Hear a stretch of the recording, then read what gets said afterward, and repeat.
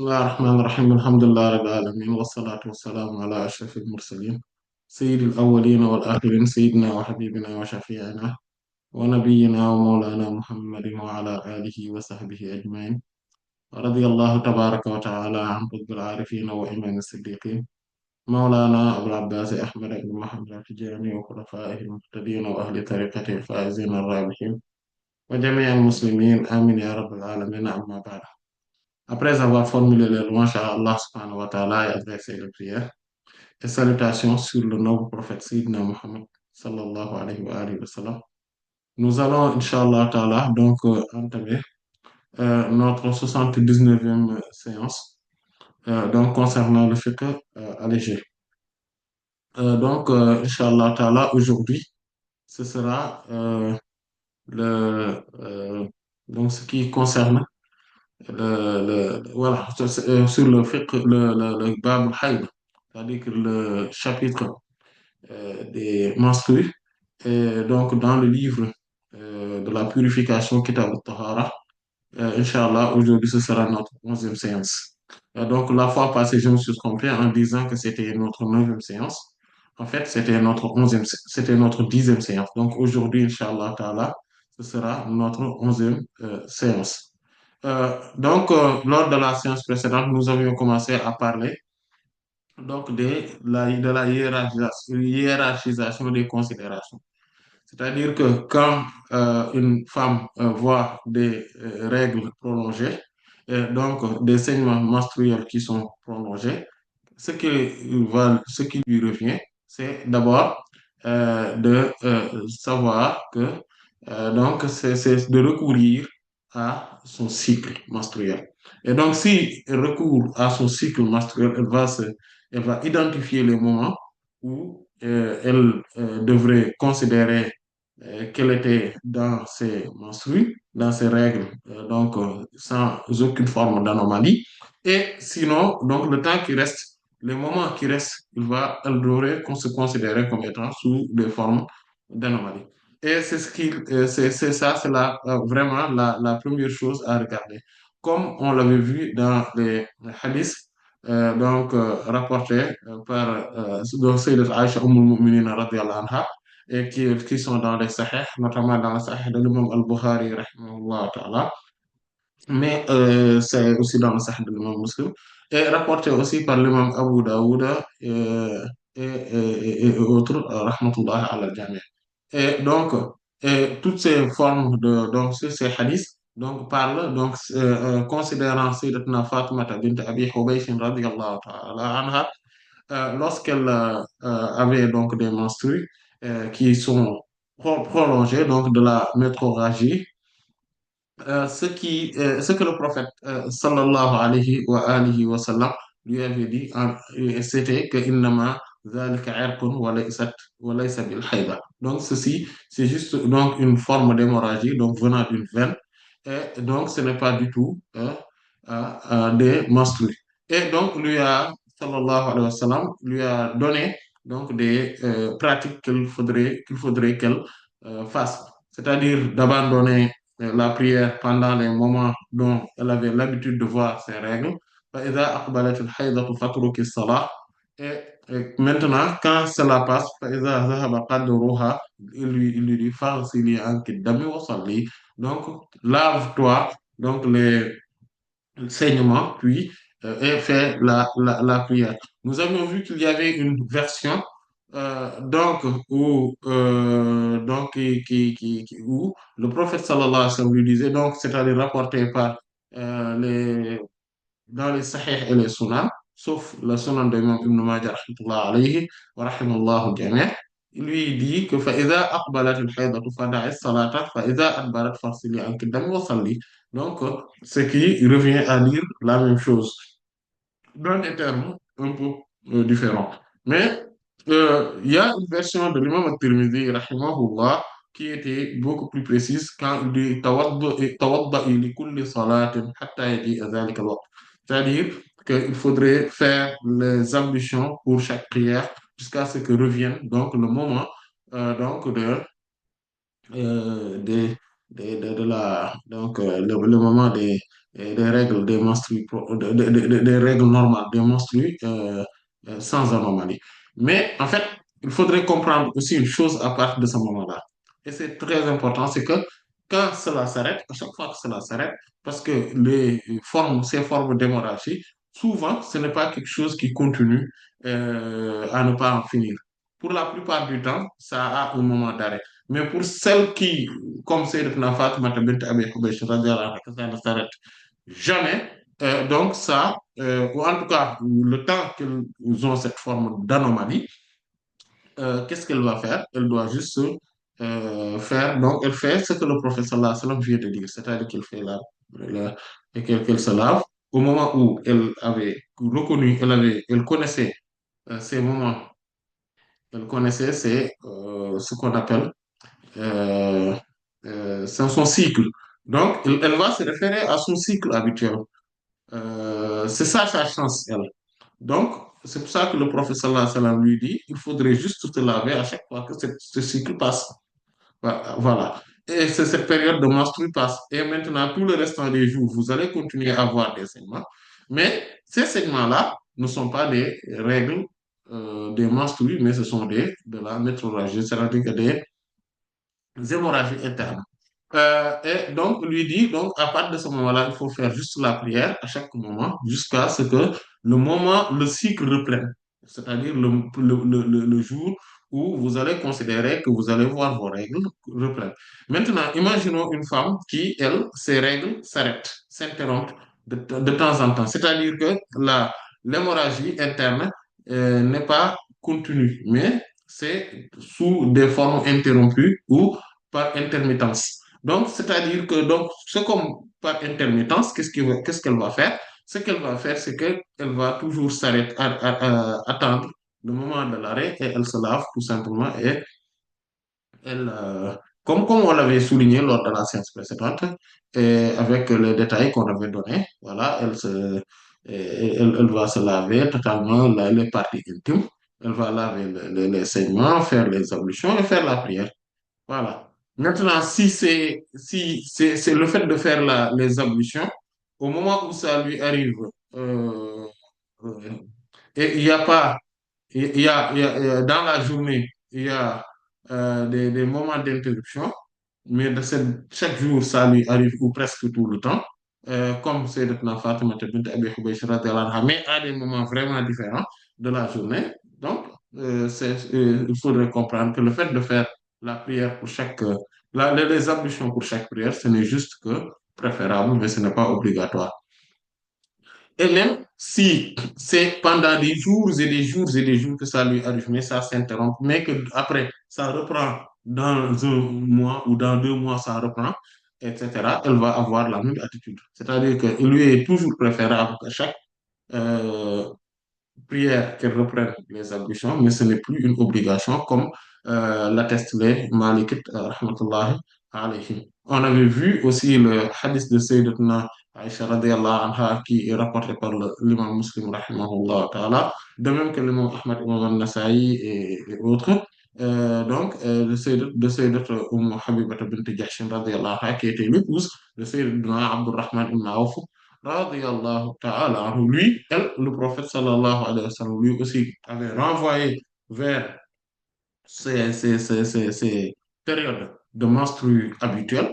Donc, avant que cette maladie lui arrive, cette métrorragie, istihada, donc, il lui dit, sallallahu alayhi wa sallam, umkusi قدر ما كنت تحبسك ما كنت ما كانت تحبسك حيضتك ثم اغتسلي et donc Sayyidat Aïcha radhiyallahu anha dit فكانت تغتسل عند كل صلاة. Donc le prophète sallallahu alayhi wa sallam lui dit reste le moment que restez le moment que vos menstrues vous prenez, donc vous retenez, puis maintenant lavez-vous pour chaque, mais puis lavez-vous. Et donc c'est elle qui avait choisi par contre de se laver pour chaque prière.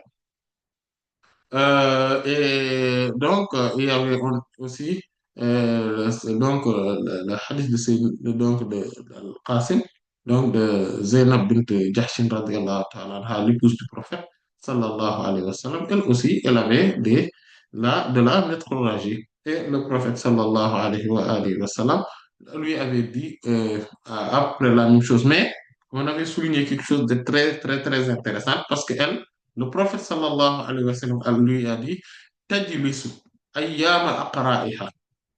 Donc, c'est pour celle que cela arrive. Tajlisu ayyama aqra'iha. Donc, elle va attendre les moments, les jours donc, de ses menstrues habituels. Donc, toujours, c'est parce elle connaît, elle mémorise, en tout cas, c'est sa période, son cycle habituel.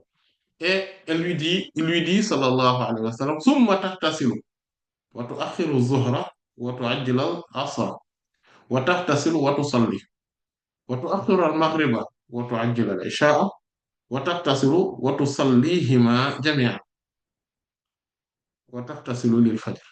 Donc, elle lui a proposé de faire deux choses. Une chose importante. Il faudrait attarder la prière de Zuhr et avancer. Donc, c'est-à-dire au tout début, la prière d'Asr, à son début, le faire à ses débuts. Et la prière de Zuhr à la fin de son horaire prescrit. C'est-à-dire juste avant l'heure du Asr. Et faire pareil pour le Maghrib et l'Aïcha. Et pour le Fajr, on ne peut pas le regrouper avec quoi que ce soit.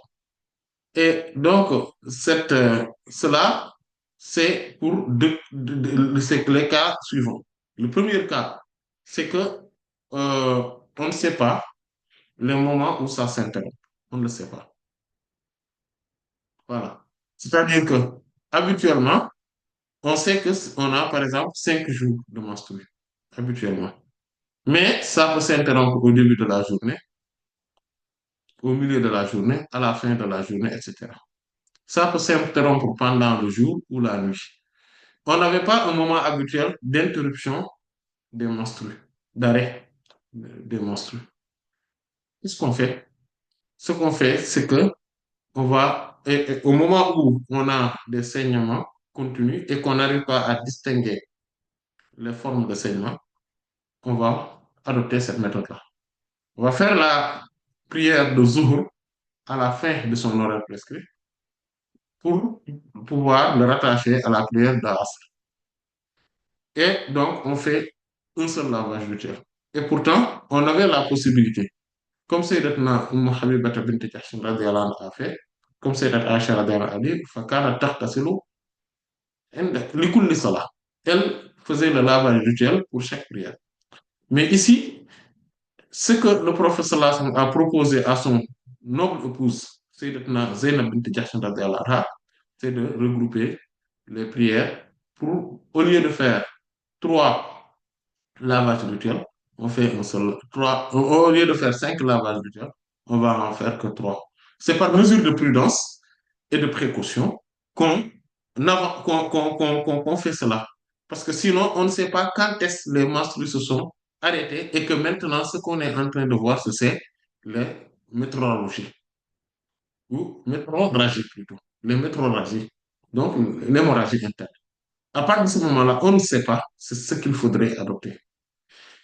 Et donc ça, c'est un cas de figure. L'autre cas de figure, euh, c'est que on a des menstrues donc continues et on ne sait pas. On n'arrive pas à savoir quand est-ce que ça va s'arrêter, ça s'interrompt. Qu'est-ce qu'on fait pour faciliter les choses, ou bien on a la préférence, ou plutôt, donc on préfère, ou bien on sait par exemple, oui, pour ce cas de figure, elle savait. On sait le moment où ça s'interrompt. On le sait. Ou en tout cas, on sait quel jour ça s'interrompt. Donc, les autres jours, on a la possibilité de faire les ablutions pour la prière, mais aussi on a le choix. Et ce choix, c'est à chaque fois qu'on doit faire la prière, il est préférable de faire le lavage rituel. Et on fait le lavage rituel sous cette forme-là, au lieu de faire le lavage rituel 5 fois par jour, mais toujours sous une forme de préférence et non et non sous une forme d'obligation.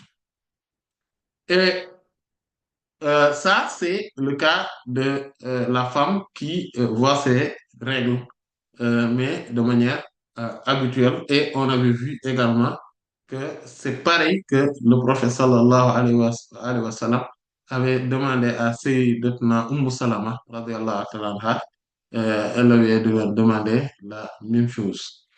Elle lui a dit, لِتَنْظُرَ قَدْرَ اللَّيَالِي والأيام التي كانت تحيضهن وقدرهن من من الشهر فتدع الصلاة ثم لتغتسل ولتستغفر ثم تصلي ثم تصلي. Elle devrait attendre.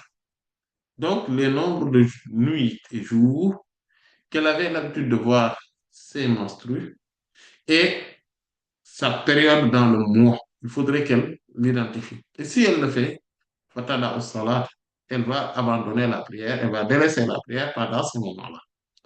Et puis, summa taghtasil, puis maintenant, elle va se laver, wal tastasfir, summa tusalli. Puis, elle va prendre une ceinture, et donc, c'est-à-dire que euh, une serviette hygiénique, voilà, avec un- une ceinture, voilà, comme par exemple des culottes ceinturées, et elle va faire la prière. Et ce hadith-là, qui a été rapporté par par euh, l'imam Abu Daoud, oui, Abu Daoud, at-Tirmidhi, imam Abu Daoud, al-Nasa'i, Ibn Majah, l'imam Ahmad, rahmatullahi, ala al-jami'. Même si d'autres l'ont également rapporté. Euh, Maintenant, ça, c'est le cas de figure. Donc, on vient de voir, plutôt de revoir le cas de celle qui a des menstrues réguliers, qui avait plutôt des menstrues réguliers et, et qui était connue. Maintenant, on va voir le cas de la femme qui euh, n'a pas de distinction, soit habituellement, elle est moumaïsa.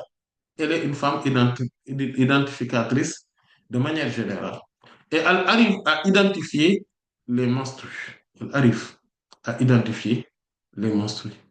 Et ça, c'est le cas également, donc, dans une version donc, de hadith rapporté par l'imam Abu Dawud al-Nasa'i, rahmatullah alayhi, de Sayyidatna Fatima bint Abi Hubaysh, radiyallahu anha.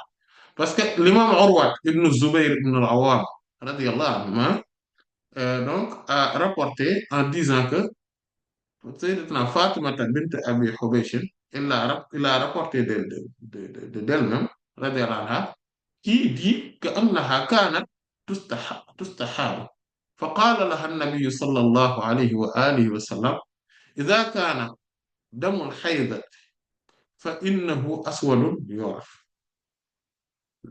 Elle avait l'habitude, et donc elle avait donc des menstrues prolongées, donc de la métrorragie, de l'hémorragie interne. Et le prophète sallallahu alayhi wa sallam lui a dit que le moment où vous voyez donc les sangs menstruels, le saignement menstruel plutôt, il faudrait savoir qu'il faudrait arriver à la distinguer. Pourquoi? Parce qu'elle est aswadun yu'raf. Elle est noirâtre et reconnaissable. فإذا كان كذلك فأمسكي عن الصلاة. Quand cela vous arrive, il faudrait se retenir de la prière. C'est-à-dire, il faut délaisser la prière. فإذا كان الآخر فتوضئي وصلي فإنما هو عرق. Quand maintenant l'autre arrive, tu commences maintenant, c'est-à-dire que tu arrives à distinguer, vous arrivez à distinguer, donc il faudrait faire la prière. Il faudrait faire la prière, il faut faire les ablutions et faire la prière. C'est-à-dire, bien évidemment, après avoir fait le lavage rituel une seule fois. Pourquoi? Parce que l'unanimité des savants a établi que le saignement des menstrues et le saignement des, euh, des métrorragies n'ont pas le même statut juridique. C'est-à-dire que tout ce dont on parle en disant que ce sont des statuts qui concernent le sang menstruel est révolu et non retenu au moment où on sait que maintenant on a quitté le moment des saignements menstruels et là on est dans de l'hémorragie interne, de la métrorragie.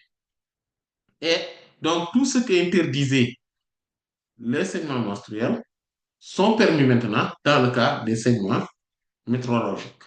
Donc, et ça, il y a l'unanimité des savants sur la question, comme l'a rapporté les imams Ibn Jarir al-Tabari, rahimahullah ta'ala, comme aussi l'imam al-Nawawi, rahmatullah alayhi, l'a aussi rapporté, al-imam Ibn al-Munzir aussi, al-Hafiz Ibn Abdul Bar, et d'autres l'ont aussi rapporté, comme l'imam al-Hafiz al-Aini, rahimallahu al-jami'. Donc, c'est quelque chose qui est clair et net.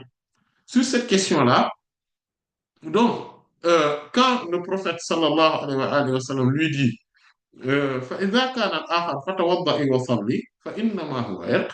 Si l'autre saignement arrive, faites les ablutions et faites la prière, célébrez la prière, parce que ce n'est que une veine, une hémorragie donc de la part d'une veine.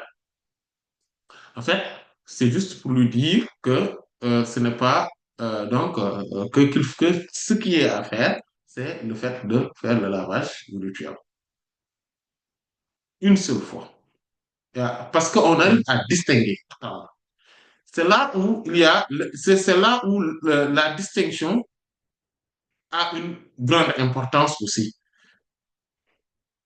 Euh, et donc, il y a bien sûr que dans ce même hadith, il y a une version qui a été rapportée par l'imam Ad-Darqutni, l'imam Al-Bayhaqi, l'imam Al-Hakim, rahmatullah al-Jami', où le prophète sallallahu alayhi wa sallam lui dit فإنما هو داء عرض أو ركضة من الشيطان أو عرق انقطع.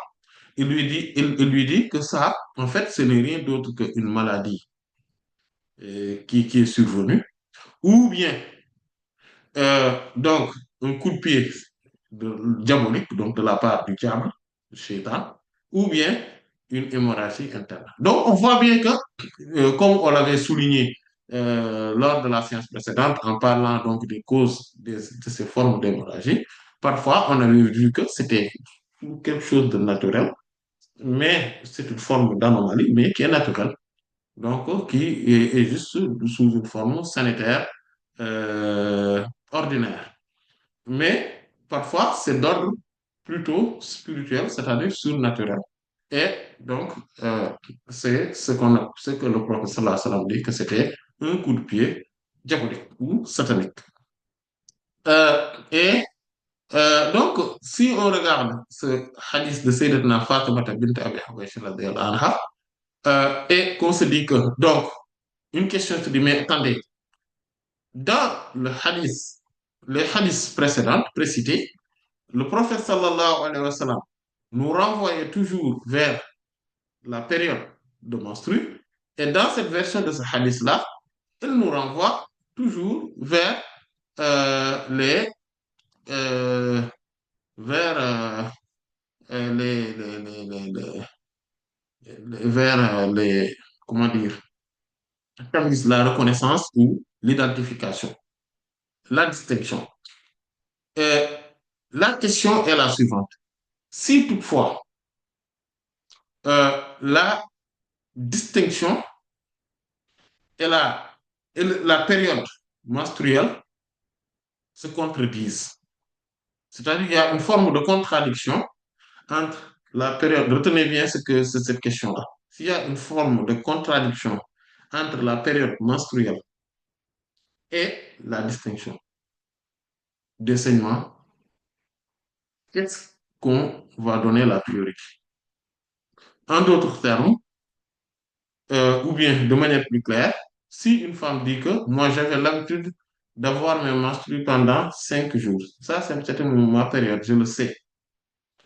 Mais dans ma métrorragie, al-istihada, j'ai remarqué que, en tout cas, pour une fois, pour cette fois-ci, le sang menstruel a dépassé les 5 jours, mais à cause de l'identification, donc soit donc de l'une des formes d'identification qu'on avait vues, j'ai remarqué que quand même, le sang menstruel a duré plus de jours. C'est-à-dire que elle a duré 8 jours au lieu de 5 jours habituels. Après, je vois d'autres formes de saignement. Qu'est-ce qu'on va donner la priorité? Effectivement, il y a une divergence chez les savants là-dessus, mais ce qui nous semble le plus retenant et le plus authentique là-dessus, c'est donc l'avis donc des Hanbalites, rahmatullah alayhim, et dans une certaine mesure de Shafi'i, de certains Malikites, rahimallahu jami', qui disent qu'il faudrait donner la priorité à l'Ada. Il faudrait donner la priorité à l'Ada. Pourquoi cet avis nous semble plus authentique? Parce que si on regarde bien, on scrute bien les textes, on voit qu'il y a beaucoup plus de textes où le prophète sallallahu alayhi wa sallam renvoie les femmes à leur période de menstru que de textes où le prophète sallallahu alayhi wa sallam renvoie à l'identification. Ça, c'est une chose. La deuxième chose, c'est que même le hadith de Sayyidatna Fatima bint Abi Hubaysh, radiyallahu ta'ala anha, là, est rapporté dans les sunnah. Et donc, alors que la version où le prophète sallallahu alayhi wa sallam nous renvoie ou lui renvoie à la période de menstru est plus authentique parce que c'est dans les sahih. Alors que cette version-là est dans les sunnah. Et donc, dans les cas de figure, de manière générale, on peut s'y référer, mais dès qu'on commence à avoir une certaine forme de contradiction entre les versions d'un même événement, on va se référer donc des versions les plus authentiques, c'est-à-dire celles qui sont rapportées dans les Sahih, l'imam al-Bukhari et de l'imam Muslim, alayhim wa rahmatu wa ridwanul mun'im. Donc, c'est ce qu'il faudrait faire. Euh, Toujours, on est dans le cas de priorisation. Maintenant, euh, si, quoi? Donc, on voit qu'on peut se référer à la périodicité, ok? C'est ce qu'on donne priorité. Puis, si la périodicité n'est pas là, mais on peut recourir à l'identification, on se réfère à l'identification. Et maintenant, s'il y a ni la période, les périodes habituelles, on ne s'en rappelle pas. Mais on n'arrive pas également à avoir une forme d'identification. Qu'est-ce qu'on fait? Ce qu'on fait, c'est ce que le prophète sallallahu alayhi wa sallam a demandé à Sayyidatna Hamnat bint Jahshin, radiyallahu ta'ala anha, dans un hadith qui a été rapporté par euh, l'imam Ahmad ibn Hanbal et l'imam Abu Daoud et imam Tirmizi, rahmatullah alayhima. De même que l'imam Ibn Majah, imam Ad-Darqutni et imam Al-Hakim, rahmatullah alayhi. Imam Tirmizi, imam Ahmad et imam Tirmizi ont considéré que ce hadith est authentique, donc le hadith qu'on va lire. Et l'imam At-Tirmidhi dit que j'ai même demandé à l'imam Al-Bukhari, rahimahullah, et il m'a dit que c'est un hadith qui est Hassan. Hassan, c'est-à-dire qui est valide. Donc, on peut s'y référer pour donner un avis juridique. Et ce hadith, c'est que Sayyidatna Hamnat bint Jahsh radiyallahu anha a dit Kuntu ustahadu haydatan shadidatan kathira. Elle dit que je souffrais de saignements menstruels prolongés et abondants. Euh, mais dur aussi. Dur et abondant. Elle dit, فجئت إلى رسول الله صلى الله عليه وسلم أستفتيه وأخبره. Et donc, je suis allé voir le prophète, l'envoyé d'Allah, sallallahu alayhi wa sallam, pour lui demander un conseil juridique, un avis juridique. C'est ça, al-fatwa. Donc, c'est un astaftihi. Donc, c'est un conseil, un avis juridique. et donc l'informer de ma situation. Et donc, quand cela est arrivé, Sayyidat Fatima Sayyidat Hamdat bint Jahsh radiyallahu anha dit فوجدته في بيت أختي زينب بنت جحش رضي الله تعالى عنها. Et donc, je l'ai trouvé dans, donc chez ma sœur, donc Zeynab bint Jahsh radiyallahu ta'ala anha. Donc, dans sa maison, vous voyez, dans son appartement. Parce que le prophète sallallahu alayhi wa sallam avait une grande concession et il avait trouvé une des maisons, des formes, voilà, des maisons pour chaque épouse. Et donc elle dit, قلت يا رسول الله صلى الله عليه وسلم استحاض حيضة كثيرة شديدة فما ترى فيها قد منعتني الصلاة والصيام. Je lui ai dit, ô envoyé d'Allah sallallahu alayhi wa sallam, je souffre de saignements menstruels abondants et prolongés, très rudes, qui m'empêchent de prier et de jeûner. Maintenant, qu'est-ce que vous allez me conseiller?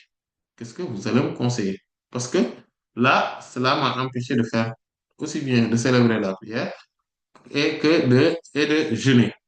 Le prophète sallallahu alayhi wa sallam lui a dit, Ana atu lakil kursuf. Ana atu lakil kursuf. Il a dit, mais utilisez du coton. C'est-à-dire que je te je vous prescrit, je vous euh, euh, qualifie, vous prescrit, voilà, voilà. Donc, du coton, utilisez-la. Pourquoi? Parce que, فإنه يذهب الدم. Parce que ça va arrêter le saignement. قالت هو أكثر من ذلك. Et elle dit, c'est plus abondant que cela. L'envoyé d'Allah, sallallahu alayhi wa sallam. C'est vraiment plus abondant que cela. Et lui, il dit, قال فاتخذي ثوبا. Prenez alors, il lui dit, sallallahu alayhi wa sallam, prenez alors un vêtement, c'est-à-dire un tissu. Au moment où le coton, donc les petites serviettes hygiéniques ne suffisent pas, prenez par exemple une couche, une serviette donc beaucoup plus importante, beaucoup plus solide. Donc, c'est-à-dire, prenez même un vêtement, un tissu, carrément. قالت هو أكثر من ذلك. Elle lui dit, mais c'est plus abondant. Donc, cela voudrait dire qu'il y avait vraiment de l'abondance dans, euh, dans ce qu'il. C'est-à-dire que donc, il lui dit que je saigne vraiment abondamment. Et donc, il lui dit, sallallahu alayhi wa sallam, qala, fatalajjami. Utilisez alors une ceinture. Donc, vous voyez, ça nous montre une chose. C'est la progression, donc, ou la graduation dans les mesures à prendre. Si on a besoin de coton, voilà, juste une serviette hygiénique, etc., on n'a pas de souci. Il n'y a pas de souci. Le problème va intervenir lorsqu'on on aura besoin de beaucoup plus que cela. C'est là où va intervenir le souci, le problème. Vous voyez? Donc, c'est pour cela que le prophète sallallahu alayhi wa sallam lui dit non, non, non, non. Donc, il faudrait regarder ce qu'il faudrait faire par rapport à cela. Et donc, quand il lui dit prenez une ceinture, il lui dit euh, le prophète sallallahu alayhi wa sallam, donc, قالت إنما أفج سجا. En fait, en toute vérité, je saigne vraiment abondamment. Et le prophète sallallahu alayhi wa sallam lui dit, sallallahu alayhi wa sallam, فقال سآمرك بأمرين أيهما فعلت فقد أجزأ عنك من الآخر. Il lui dit, je vais vous donner deux options. Choisissez celle qui vous convient le mieux. Mais celle que euh, euh, euh, celle que vous allez faire, une de ces deux-là vous suffira par rapport à l'autre. فَإِنْ قَوِيتِ عَلَيْهِمَا فَأَنْتَ أَعْلَمُ. Et si vous avez la possibilité de les suivre toutes les deux, c'est encore mieux. Et vous avez aussi la possibilité. C'est ça ce qu'on appelle al-wajibul, ça c'est ce qu'on appelle al-wajibul ikhtiyari. C'est-à-dire que, vous voyez, il y a deux formes d'obligation. Il y a al-wajibul muayyan, c'est-à-dire qu'une euh, obligation qui est identifiée, mais qui est une seule. Mais il y a al-wajibul mukhayyar, c'est-à-dire qu'il y a une obligation où on te donne la possibilité de faire soit l'une, soit l'autre. Ici, le professeur Assaf, c'est qu'il a dit de choisir. Mais pourquoi il lui demande tout cela? Il lui demande ce qui est à venir. C'est parce que tout simplement, c'est parce que tout simplement, Sayyidatuna euh, Hamnat bint Jahshin, radiallahu anha, n'avait pas la possibilité de distinguer les saignements. Et le prophète sallallahu alayhi wa sallam lui dit, فقال لها إنما هذه ركضة من ركضات الشيطان. En fait, cela n'est autre que ce saignement-là n'est autre qu'une attaque de la part du diable, parmi les attaques du diable. Raqdatun, donc c'est une attaque, c'est-à-dire un coup de pied de min rakadat shaitan, donc parmi les coups de pied, les attaques du diable, les attaques sataniques. فتخيري 6 أيام أو 7 في علم الله ثم اغتسلي حتى إذا رأيت أنك قد طهرت واستيقنت فصلي 24 ليلة وثلاثا أو 23 ليلة وأيامها فصومي فإن ذلك مجزيك وكذلك فافعلي في كل شهر كما تحيض النساء وكما يطهرن لميقات حيضهن وطهرهن. Euh, lui dit, euh, donc, ce qu'il faudrait faire, c'est qu'il faudrait que vous preniez vos menstruations pendant 6 ou 7 jours selon la connaissance d'Allah subhanahu wa ta'ala.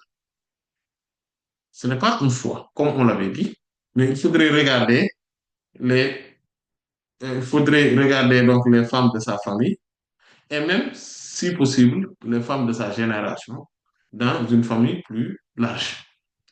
Donc, c'est ce que lui dit, c'est pour ça que donc, le prophète sallallahu alayhi wa sallam lui conseille de prendre donc 6 jours. Donc, prenez donc dans vos périodes de menstruation donc vos périodes de menstruation, donc pendant 6 ou 7 jours, selon la connaissance d'Allah. Voilà. Puis, faites les ablutions majeures. Ensuite, priez pendant 24 ou 23 jours, selon qu'on ait choisi 6 ou 7 jours. Et il faudrait aussi jeûner. Cela va vous suffire. Donc, c'est ce qu'elle veut dire. Cela va vous suffire. Qu'est-ce qu'on apprend ici? C'est que quand euh, on a des, on a,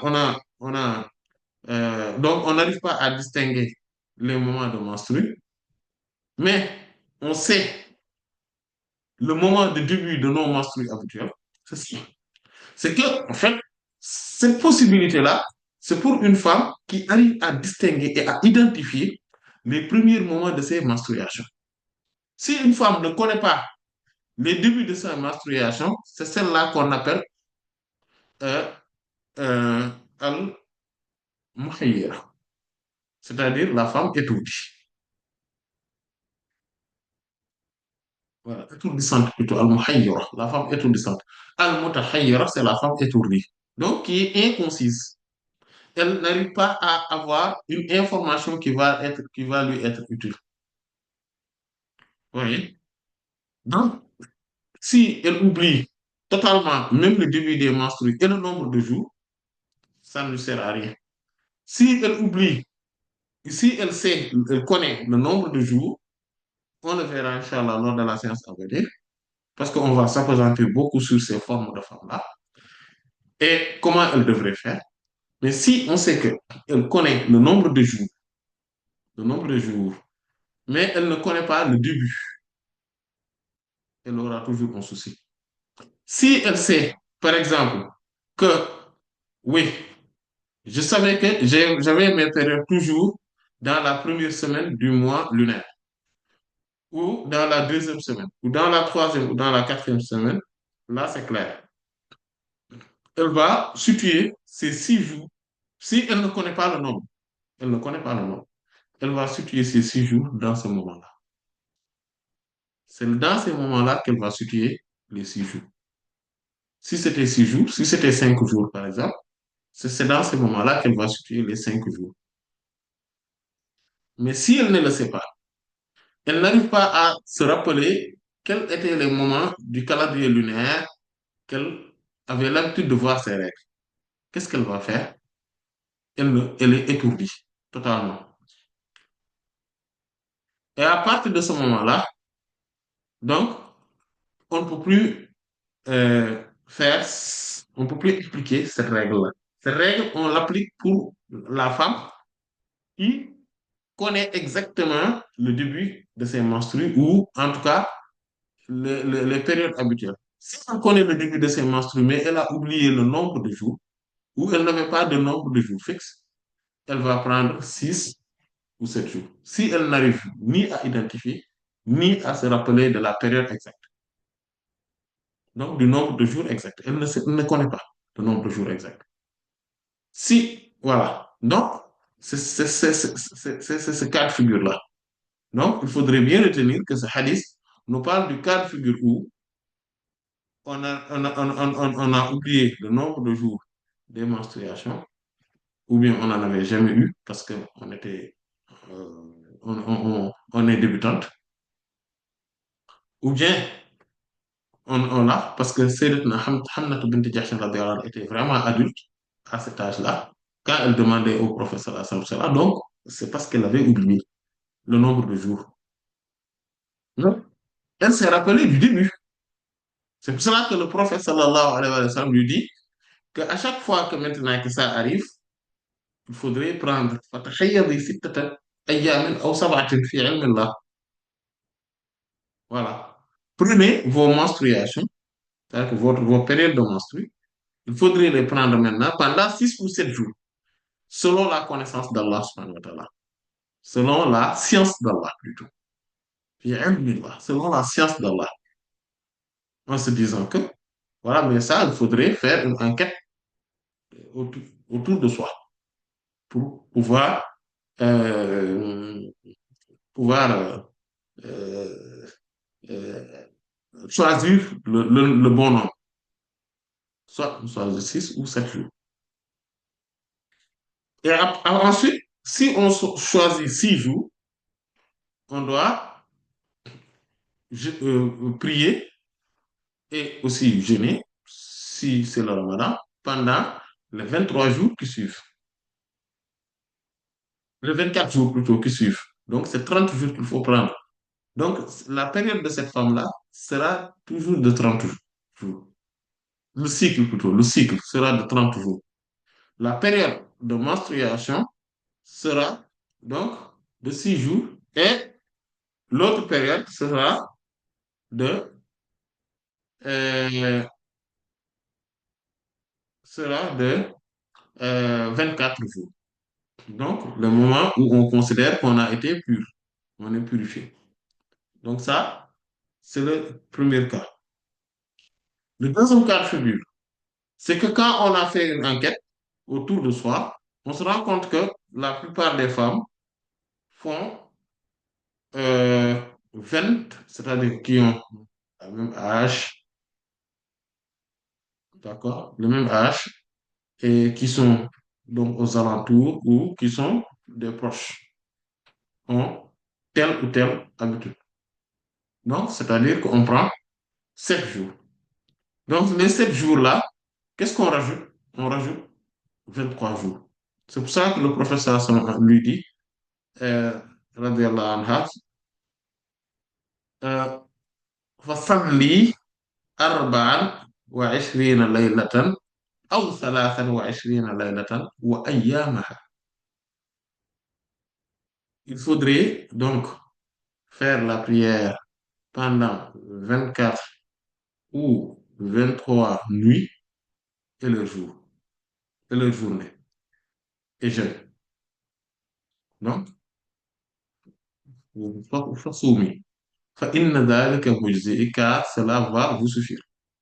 Donc, cela vous suffit largement. Il lui dit وكذلك فافعلي في كل شهر كما تحيض النساء وكما يطهرن لميقات حيضهن وطهرهن. Lui dit fais de même chaque mois, comme les femmes ont leur menstruation et leur période de pureté.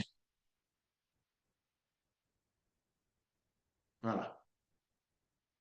Ça, euh, c'est comme ça qu'il faudrait faire. Maintenant, ça, c'est la première chose qu'il lui demande.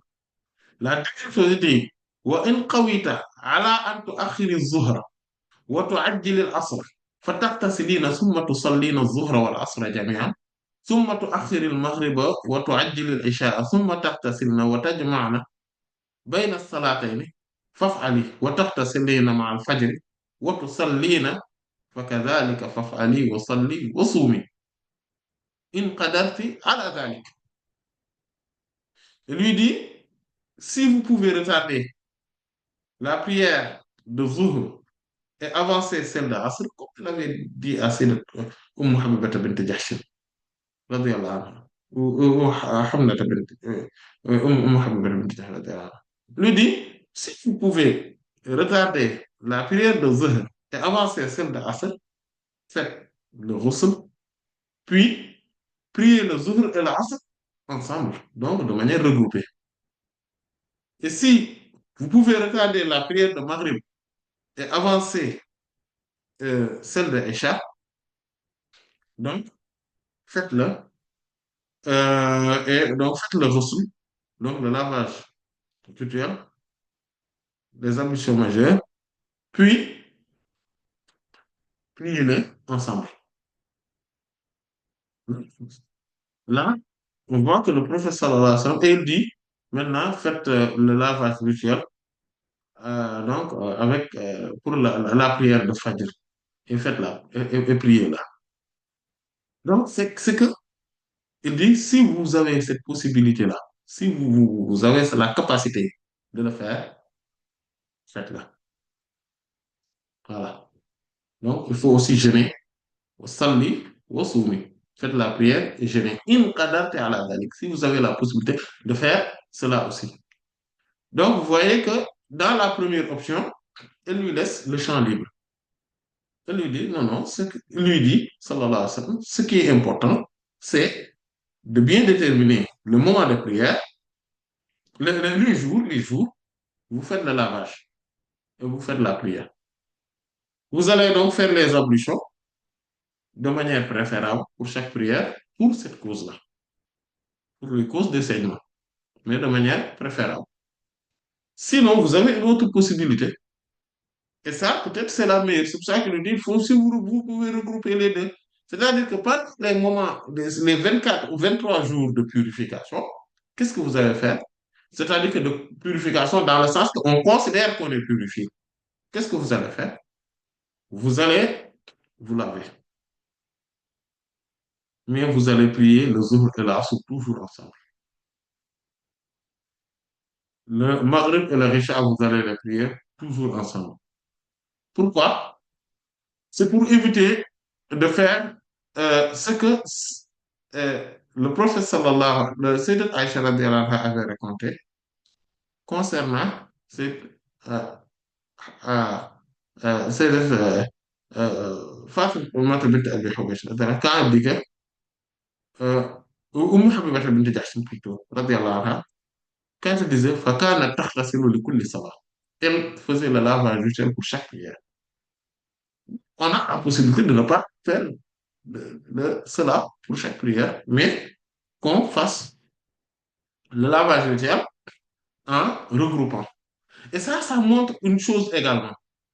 C'est que pour certaines conditions, quand on est dans certaines conditions où il y a des difficultés, la difficulté ou la presque impossibilité de faire la prière de Zuhr dans son horaire prescrit et de Asr dans son horaire prescrit, on peut les regrouper.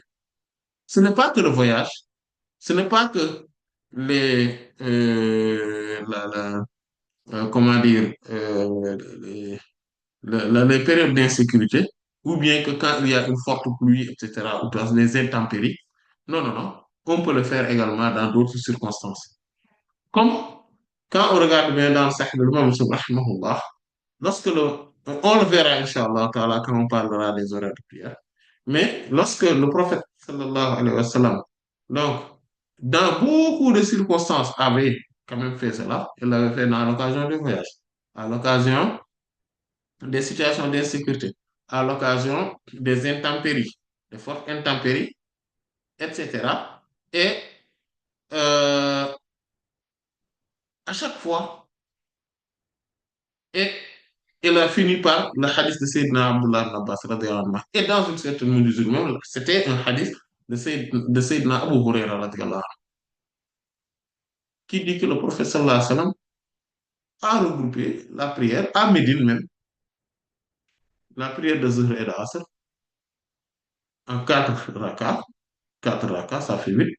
Puis la prière euh, de Maghrib et de Isha en sept rakas, c'est-à-dire trois rakas de Maghrib, et après cela, il a fait quatre rakas de Isha. Et c'était des prières qui n'étaient pas dans leurs horaires prescrits obligatoires. C'est-à-dire qu'il prie le jour, au moment de Zohar, il a fait l'Asr. Au moment de Maghrib, il a fait l'Isha en même temps. Ce n'est pas comme ici. Ici, le prophète sallallahu alayhi wa sallam demande ce qu'on appelle Jam Usuri, c'est-à-dire de prier ensemble les prières, de faire ensemble les prières, mais sous une forme apparente seulement. Mais dans la réalité, on a prié le Zuhr à son horaire prescrit et le Asr à son horaire prescrit. Pareil pour le Maghrib et l'Aïcha. Ici, c'est ce que le professeur sallam préconise. Mais en réalité, le professeur sallam nous a enseigné même en toute vérité qu'on peut le faire même en dehors de ces moments-là. C'est-à-dire qu'on peut le faire pendant l'horaire de Zuhr. On fait le Asr en même temps. Ou l'horaire de Asr, on fait le Zuhr en même temps. C'est-à-dire on fait d'abord Zuhr et Asr à chaque fois, mais soit dans l'horaire de Zuhr ou l'horaire de Asr. Quand il y a des difficultés, des complications réelles, pas des complications supposées, mais une complication réelle, et soit insupportable, insurmontable, ou bien presque insurmontable. Dans ces situations-là, on peut le faire. Et à chaque fois, c'est dans Abdullah ibn Abbas, quand on lui a dit, mais pourquoi le professeur a fait cela? Parce que c'était à Médine. Il n'était pas en voyage, il n'y avait pas d'insécurité, il n'y avait pas de, euh, de conditions, en tout cas, qu'on connaît de manière générale. Voilà. Et, mais c'est des conditions particulières, bien évidemment. Et ça, et ça Sénat de la Abbas l'avait dit à Koufa. Quand les gens lui ont commencé à dire que oui, votre discours-là, ça commence à tirer en longueur parce qu'il y a les étoiles qui apparaissent et qu'il est l'heure de prier. Il a dit, mon là. Et c'est à moi maintenant que vous enseignez comment faire la prière, les horaires de prière. Et il a raconté ce hadith-là. Abdullah ibn Shaqiq, rahimahullah, un de ses disciples, il dit que quand j'ai entendu cette parole-là, je n'avais pas le cœur net. Il y a quelque chose qui était dans mon cœur. Je suis allé voir Sidna Abu Hurairah, je l'ai interrogé sur cette question-là. Il m'a dit, Sadaqa Ibn Abbas. Abdullah ibn Abbas a dit vrai. C'est vrai, oui. Et pourtant, il savait que Sidna Abdullah ibn Abbas était véridique. Mais que tellement c'était étonnant pour lui qu'on puisse quand même ne pas, que dans ces conditions-là, il n'y a pas de pluie, il n'y a pas d'intempérie, il n'y a pas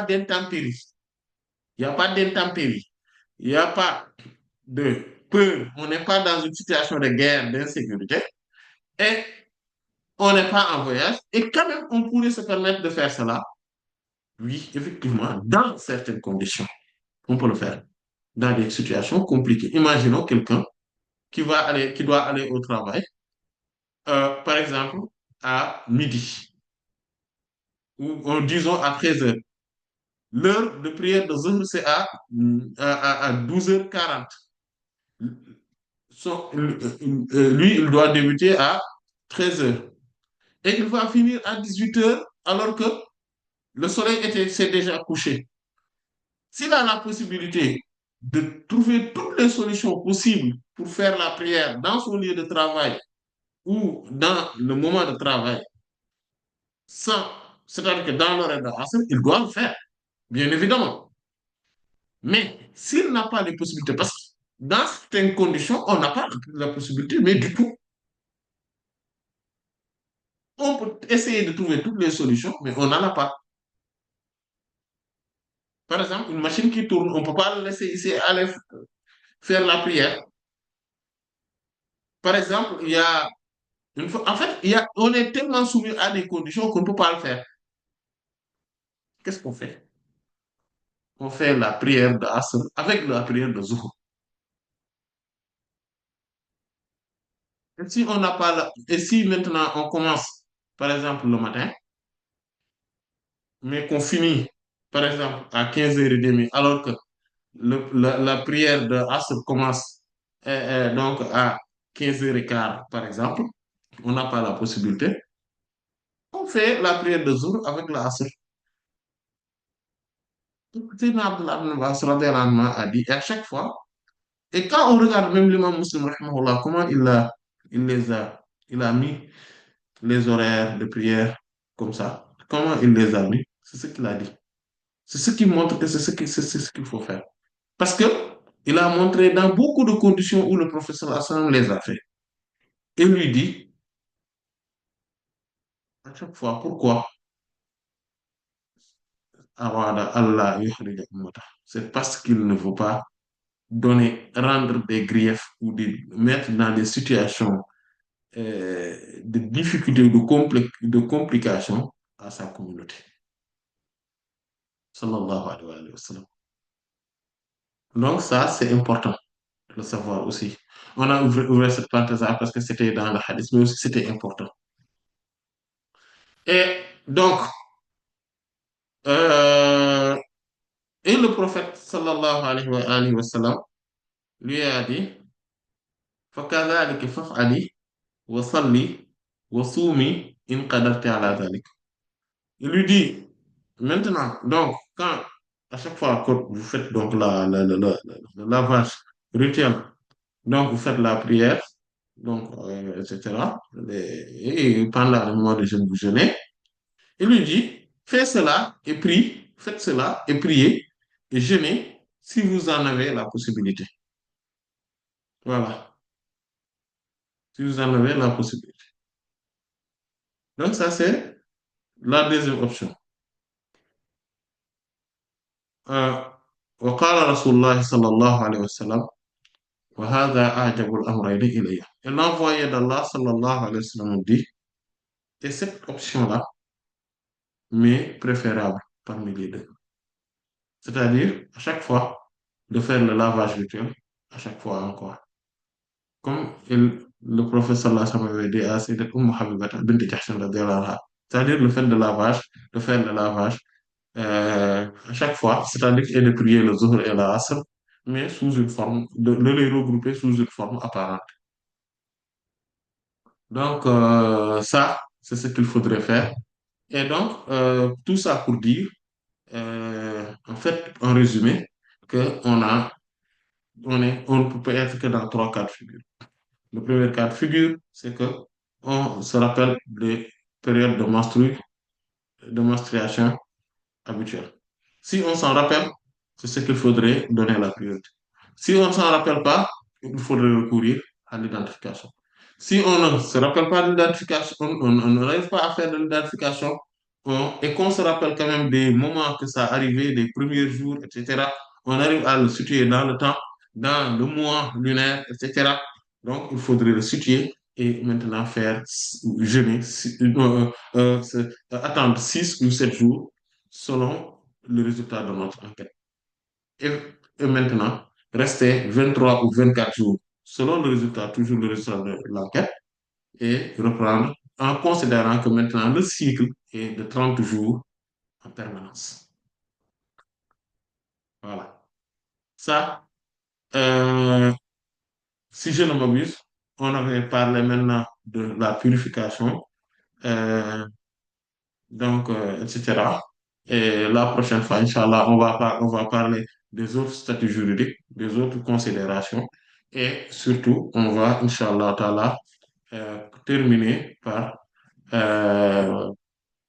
d'autres explications, Inch'Allah, ta'ala, sur cette question, Inch'Allah. On va parler voilà, d'autres choses, Inch'Allah, ta'ala, sur, voilà, sur cette question-là. Euh, Allah en sait davantage. والله تعالى أعلم وصلى الله على سيدنا محمد وعلى آله وصحبه أجمعين سبحان ربك رب العزة عما يصفون وسلام على المرسلين والحمد لله رب العالمين Question.